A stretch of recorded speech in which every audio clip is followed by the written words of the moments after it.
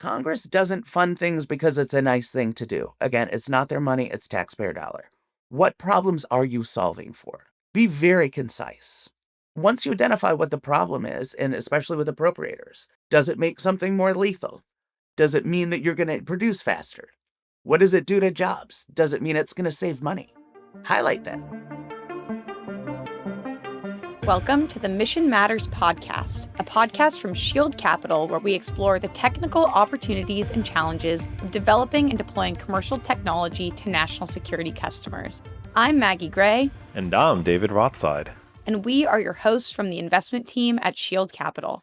All views expressed by the hosts and guests on this podcast are solely their own and do not reflect the opinions of their employers or investment advice. References to any securities are for informational purposes only and do not constitute an investment recommendation or offer to provide investment advisory services. On this episode of the Techquisition edition of the Mission Matters podcast, we're joined by Johnny Caberly to break down the fiscal year 26 Appropriations Bill and what it means for startups. Johnny is an expert in the world of defense appropriations. She's currently a senior vice president at West Exec, a well-established government relations firm. And prior to joining West Exec, she served as the staff director for the House Appropriations Committee for Defense, also known as HACD, for a number of years. All right, Maggie. Before we bring Johnny on, I think we should level set for our founders listening. Because anytime we say Appropriations Bill, eyes naturally glaze over immediately. Yeah, this is definitely one of those bills that everyone hears about in one form or another. Everybody knows it's important. Everybody knows it can lead to things like government shutdowns, but almost no one is totally sure what it actually does, how it comes into being, and how it relates to all these other important documents like the president's budget request, the National Defense Authorization Act, the Reconciliation Bill, etc. To be fair, it isn't a 1,000+ page document, so it really does quite a lot.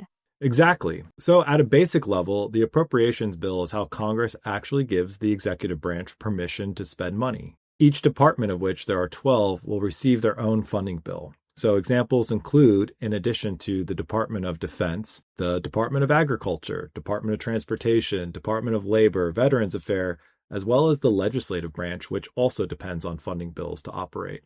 All the strategies, modernization, priorities, and budget requests in the world don't matter if the money isn't appropriated. That's right. As you might have learned from Schoolhouse Rock or, back in civics class or APUSH, this is really Congress exercising its power of the purse.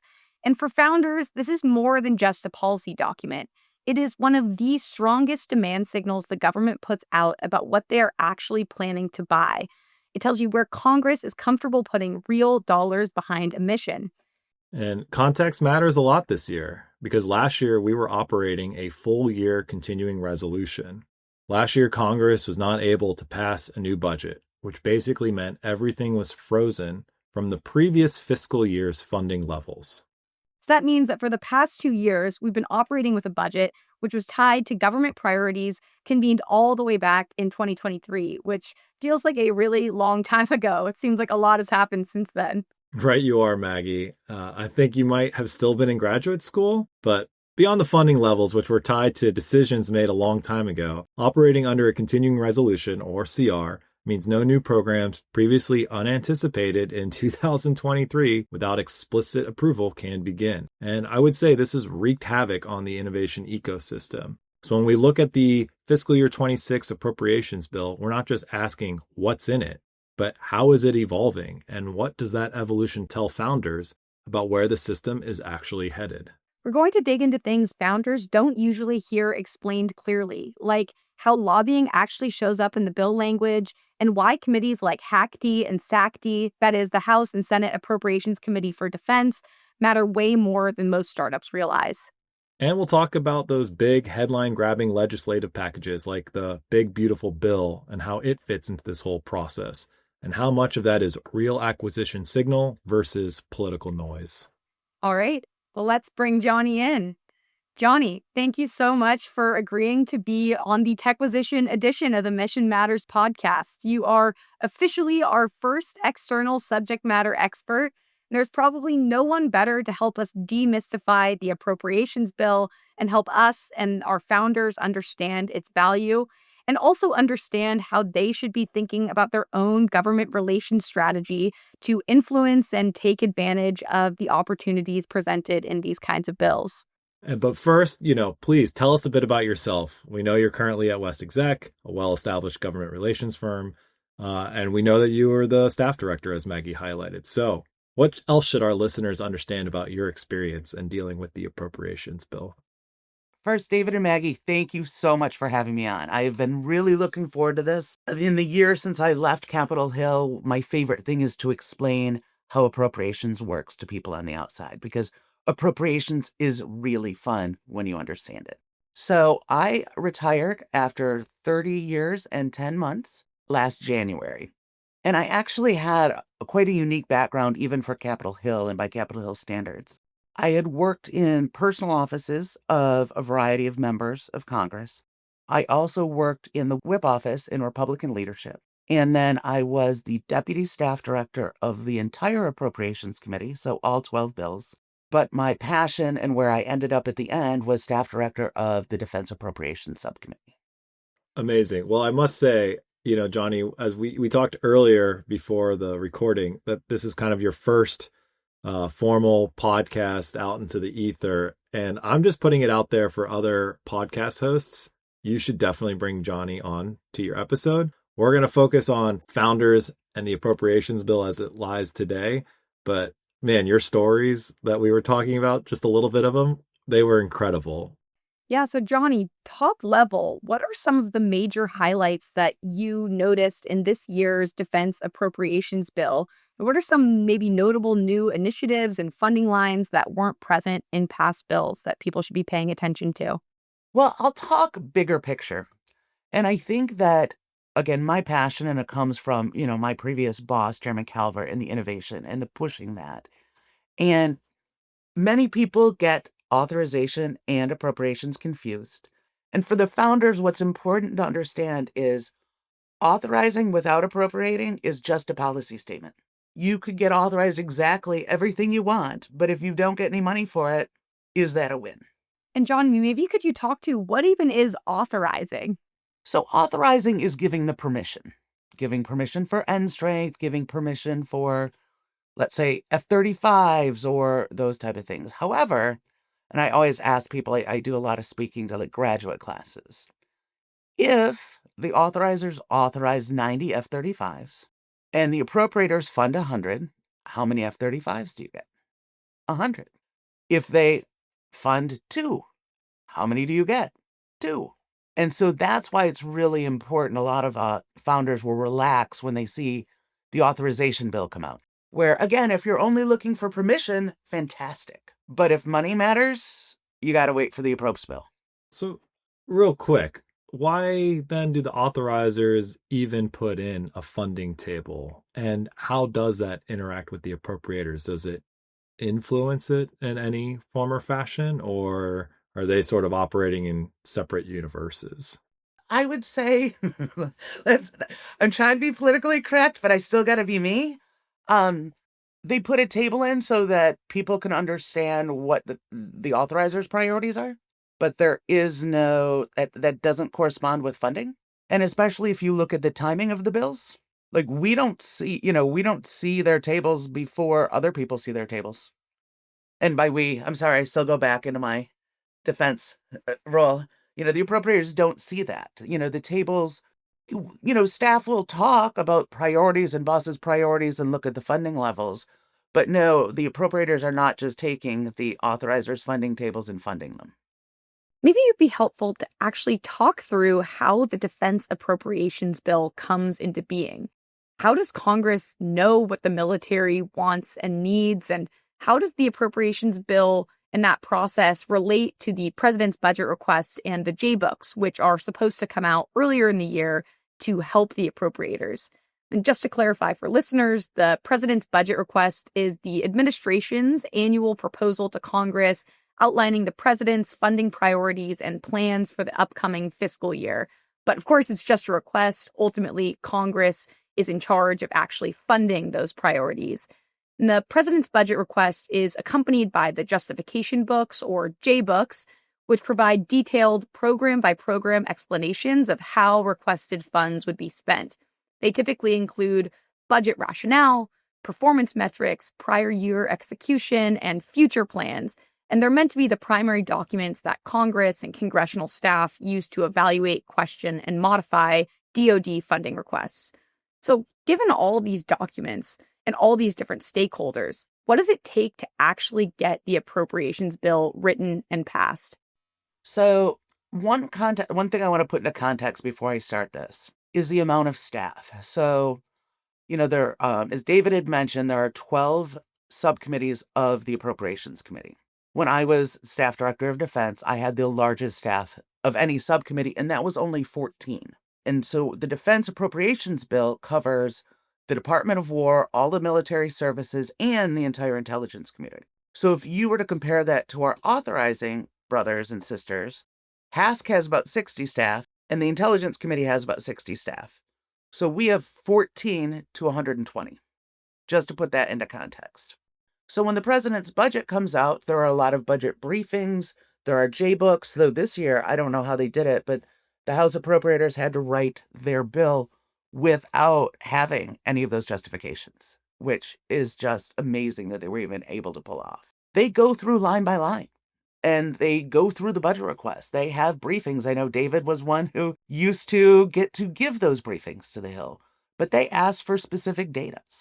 And numbers matter. I mean, numbers really matter to appropriators because they don't want to spend money on things that we're not going to get. So they don't want to fund hope.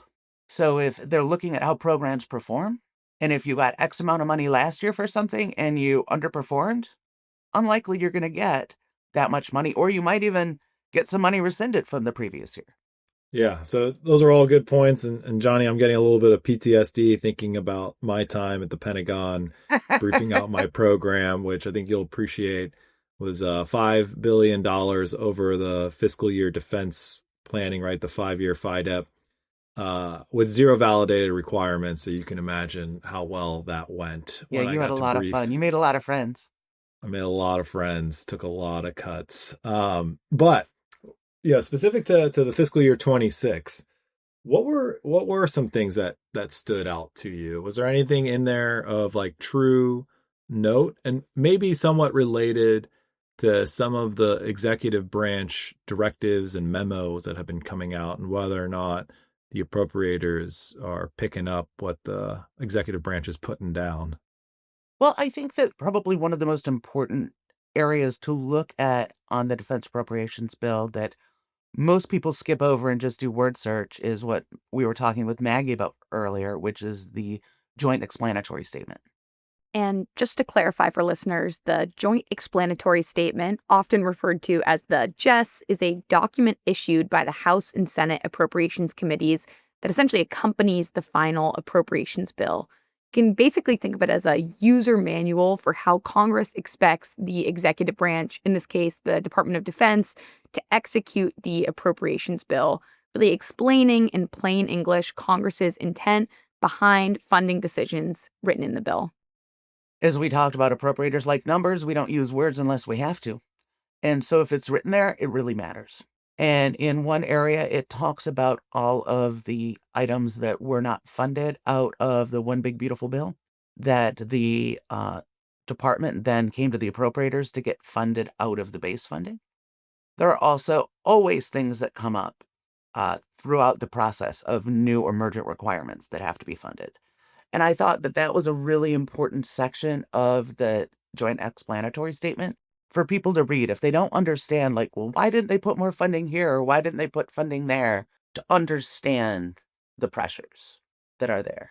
I also think, I hear, and I had a lot of questions when the administration and the department came out with acquisition reform, which I was thrilled to see. And it's not easy. It's not easy when people have been doing something the same way for so many years. It's uncomfortable. And you need leadership to say, no, it's okay. We're doing things differently.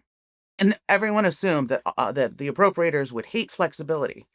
Appropriators don't hate flexibility. It means you have to have accountability. We want to know what you're doing with it. You're not getting walking around money. And appropriators every morning wake up knowing one thing. This is taxpayer dollars. This is not our money. How do you justify spending this money? We want to be able to justify it. In the same way that, we push so hard for audits.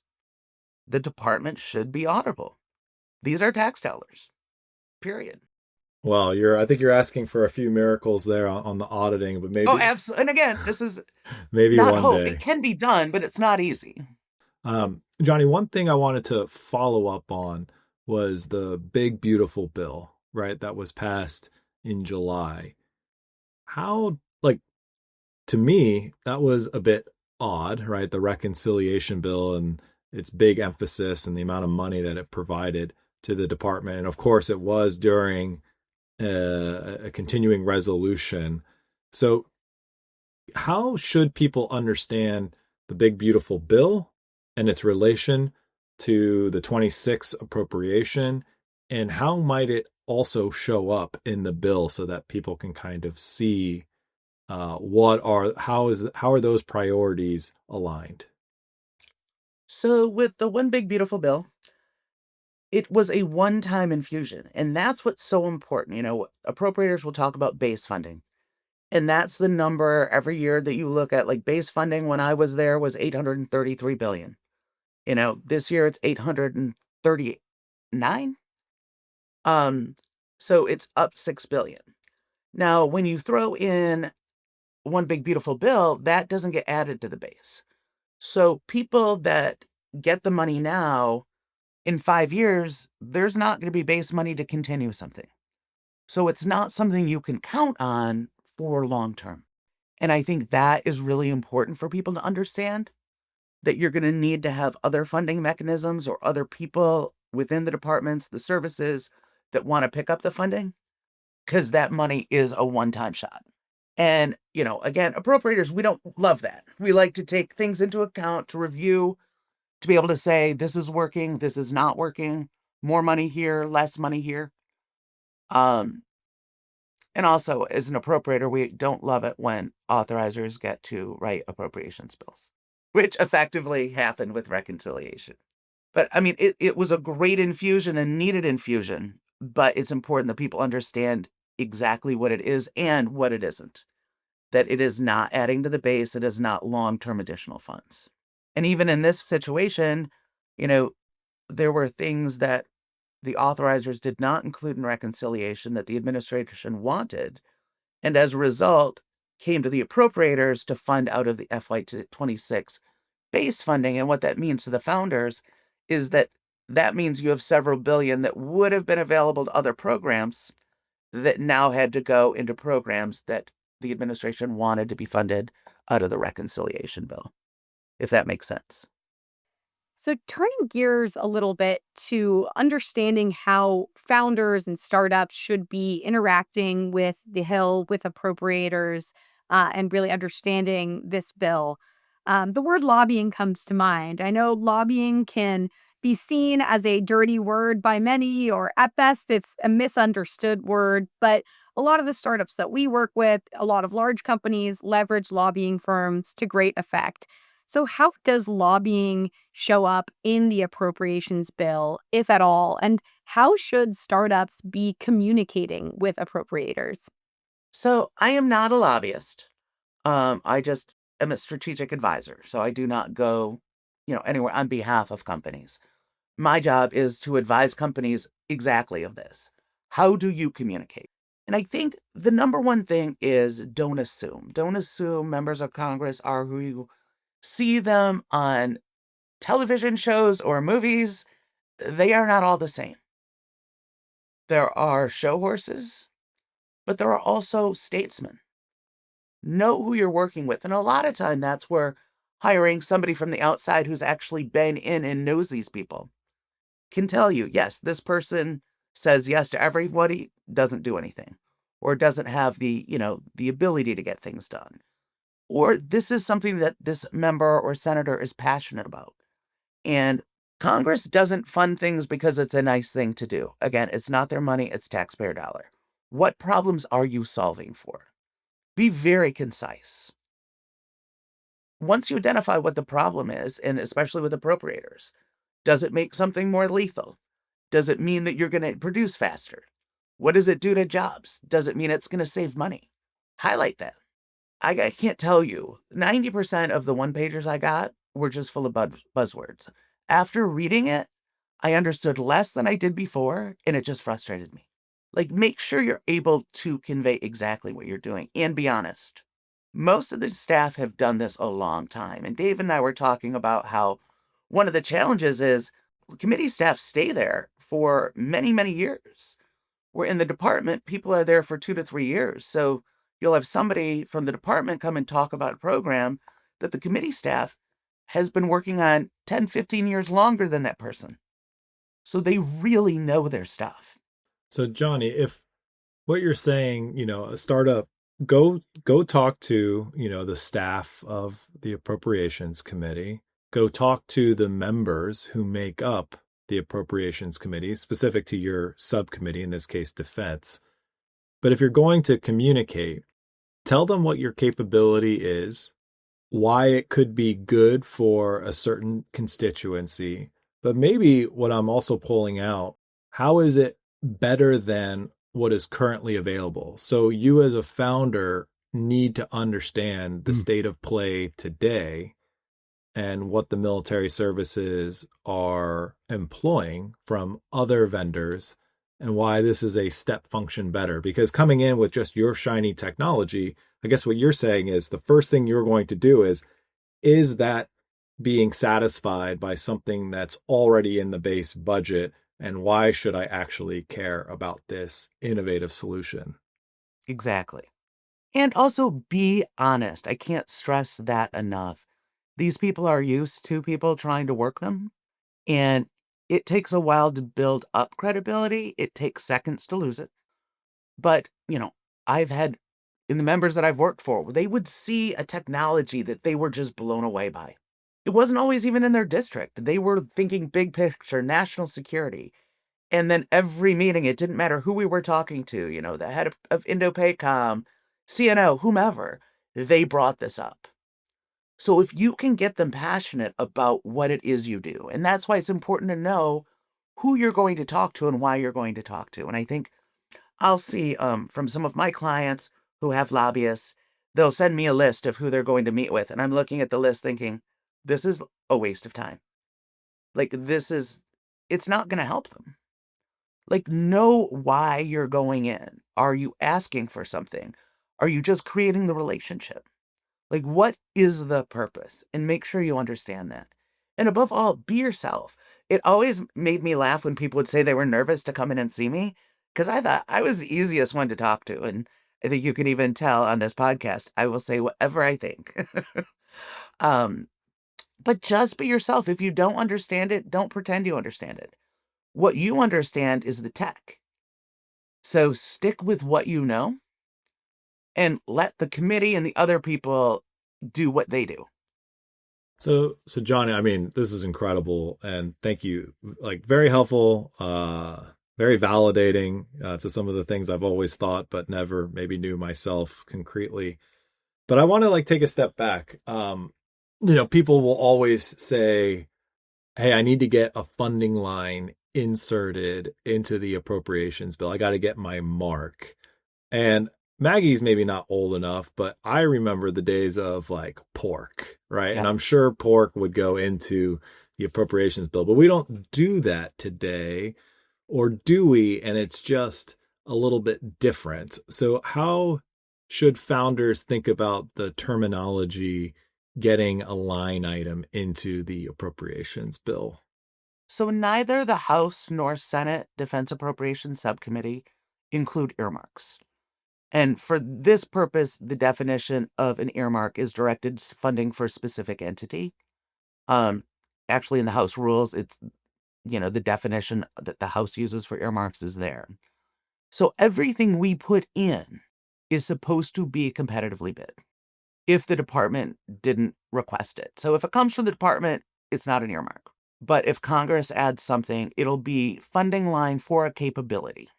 Now, in many cases, you need to make sure that You don't want to come to Congress to say, we have this great capability, make the department take it. You want to be doing your due diligence with the potential customer. You want them to say, we absolutely need this. Well, what I'm hearing you saying is you can talk to Congress and tell us how great your thing is. But if you don't have a customer representative inside the department who's going to advocate for the need of this type of a capability that we're ultimately going to compete, whether by the federal acquisition regulation statutes or the other transaction agreements, some other contracting mechanism, it's almost like a wasted effort. Yeah. Like if you don't have a demand signal coming from the department for this thing, talking to Congress isn't maybe going to help you get a contract faster. No. I'm saying by no, I mean, I absolutely agree with what you're saying is that as a staff director, I wasn't going to say, oh, here's this great technology. Navy, you have to buy it. Like, that is just not going to happen. Now, there are times that when you talk to the right staff and they see a capability and they think, oh my gosh, this would be fantastic for whatever, service I'm working with or whomever. I want to introduce you so that you can let them know what you have. That is something that can happen. But you really need a potential customer who, if they had the money, would want to spend it on that type of capability. So I noticed that in the bill that was released a few days ago, the word innovation is stated 34 times in the conference report. Following that word were capabilities, everything from solid rocket motors that had $500 million attached. DIU received $40 million for Pillar 2 AUKUS-related fielding initiatives. What clues should startups be looking for in this bill to really understand the signal inside this appropriations bill with respect to emerging and commercial technology? I'll go back to what I had said earlier, where appropriators don't like words. If they include the word, it's because it means something. And to get into the Joint Explanatory Statement, that means that all four corners, meaning the House chair, the House ranking member, the Senate chair, and the Senate ranking member have to agree. So that is a bipartisan, bicameral message on the importance. So the fact that that makes it in is a signal to founders about where the priorities are. And, I was especially happy to, with solid rocket motors and those type of things that many of us know that there have been issues with, but that funding is being prioritized to fix this. And not just at the prime level, but, they specifically call out new entrants. And once a founder sees a budget line for something relevant to them, let's say I build a small UUV unmanned underwater vehicle. I see there's $50 million for small UUVs. What's the next step a founder should be taking to actually now tap into that budget line? Well, I think that's the point that a founder needs to talk to somebody who understands the process and has worked the process. Because in some cases, that money might already be spoken for. It might have been a line was moved. This is where the process does become more opaque. So you need to make sure that money is truly available, who's going to be managing it, how they're going to get it. Again, and there's language, multiple places that say that things need to be competitively awarded, except for certain exceptions. And you want to make sure that this is not one of the places where that exception is going to be provided. But it really is very bespoke. And each thing you need someone who knows who to talk to or has the relationships so they can ask those questions. Okay, so Johnny, famously, I think the president put out a Truth Social or a tweet or on X or one of those social media forums stating that he would like to nearly double the defense budget to $1.5 trillion. This is about a little over half of that, the FY26 appropriation. So should we expect that the president's budget request, when it gets submitted to Congress, will have a top line of $1.5 trillion?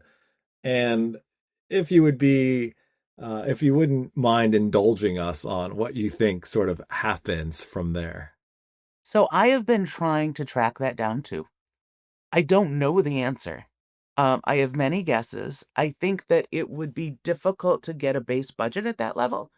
So I think there's a possibility that that would include, but I do not know, another attempt at reconciliation, which I think would be very difficult in an election year, especially for the House. But one of the reasons that it makes me thinking of having that as the overall base budget, several years ago, maybe 8 years ago, and we'd gone back to talking about how there's 12 appropriations bills. And historically, the Labor, Health, and Human Services bill is the one that is, in general, a Democratic priority. And the defense bill has been the Republican priority. And so, as we've gone through and gotten close to shutdowns, they travel together now. And so, that's why for at least 6 years, you've seen them in packages together. And people will talk about parity. So if defense gets a certain amount of increase, then the Labor, Health, and Human Services bill needs that increase. There is no scenario where Congress passes a bill with labor HHS getting that much of an increase. So I often think in like the 3D chess, and so I'm not sure how that would play out. And honestly, I'm not sure how, if, it's been decided exactly how that's going to show up. Because we've shown this administration get very creative. Totally. Well, gosh, thank you so much for sharing your insights and obviously your well-deserved wisdom on the process. I know I definitely learned a lot. We hope that our founders did. Thank you, Johnny, for coming on. And then for those of you that still want to stick with us, Maggie and I are going to highlight some of the winners and losers as we saw from the Appropriations Bill based on whether or not Johnny's former colleagues decided to mark up or down a respective program. So stick with us. But Johnny, thank you so much for coming on the Techquisition edition. No, thank you so much. And anytime you have questions, let me know. Thank you so much, Johnny. All right. Wow. Well, that was a great conversation with Johnny. Clearly a world-class subject matter expert on the world of appropriations. I don't think I ever fully understood just how all these different pieces work together, and definitely learned a lot from that conversation. But wanted to dive into a little bit here, just getting into some of the more specific details that came out in this bill that are going to be relevant for startups. Talk through what are some of the winners and what are some of the losers in this appropriations bill that are going to be relevant to this ecosystem. So, David, maybe some of the obvious ones. How did groups like Defense Innovation Unit fare, or some of these other innovation orgs fare in this bill? Well, Maggie, I can never help myself but to do some control F when these types of documents come out and see how Defense Innovation Unit does. And so looks like they did all right once again, right? So they got a significant amount of money in the big, beautiful bill for fielding technology. And they got an even larger plus up from Congress relative to what the president's budget request was, which was surprising to me that once again, I think Congress is stating, especially on the appropriation side, we like the way Defense Innovation Unit does business. And I think for founders out there, DIU has been kind of a halcyon of an organization who awards contracts to, venture-backed startups. And so I would be on the lookout for more solicitations, or specifically if you want a prototype project and you're moving into production, it seems like there's a lot of line items that are explicitly focused on fielding these capabilities. So, they got some pretty large buckets of funding around some specific areas. But I would now be a little bit remiss not to highlight that two sister organizations that are nested under Defense Innovation Unit did not fare so well. And so I'm talking about the National Security Innovation Capital and the National Security Innovation Network, NSIC and NSIN, respectively. Looks like they both did get some money in the big, beautiful bill, but both were zeroed out in the president's budget and neither were plussed up by Congress.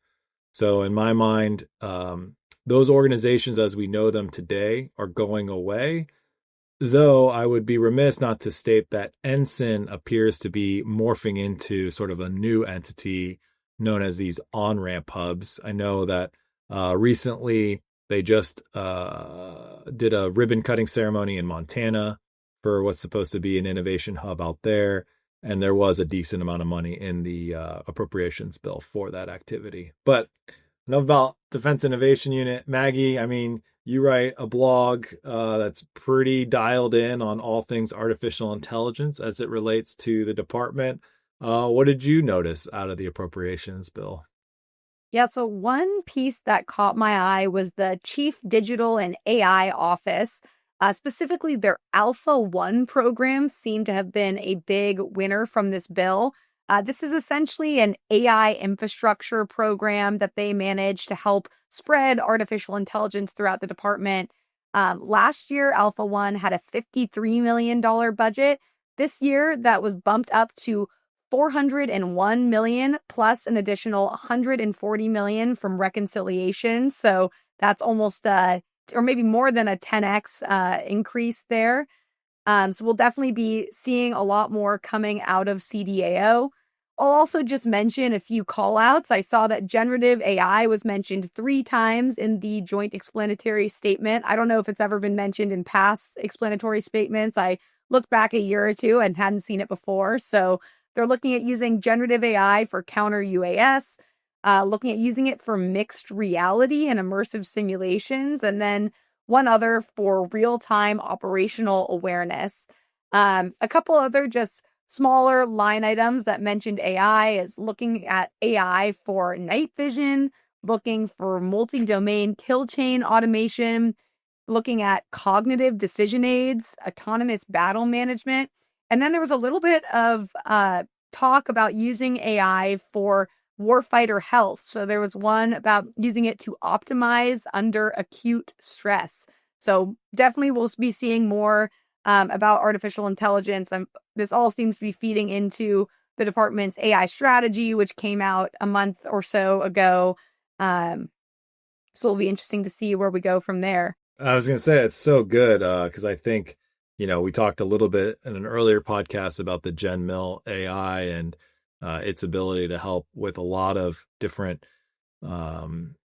administrative tasks, but now trying to apply this technology more broadly. And I would imagine they're taking a lot of lessons learned from both Ukraine and Israel on how this stuff could be implemented into the field. So it'll be exciting to see how different companies implement these technologies and then how we see it happening in exercises. Yeah. Anything relevant in the world of space or any of the services that we should be paying attention to? I'll touch on space. They were kind of flatlined, all things considered. And I know there's a lot of large initiatives. And I guess I will say Golden Dome aside, the Golden Dome seemed to they need to hit the I believe button a little bit harder with Congress because there was a lot of requests for information and understanding of how is this architecturally going to work. So yeah, I mean, a little bit disappointed that space was not as big of a winner. It seems like other areas like collaborative combat aircraft on the Air Force side are doing pretty well. I saw on the Navy, a pretty big increase for their warfighting experiments and demonstrations going from 82 million to 152 million. So, you might think a lot about the autonomous surface vehicles and underwater vehicles, right? And how are they performing and making sure that we're building that into our concept of operations. So those were a couple other areas that stood out to me. But I would recommend that founders, within different tech areas or for services, there are a lot of good materials out there written by mediums that are more professional than us, specifying exactly how things are playing out.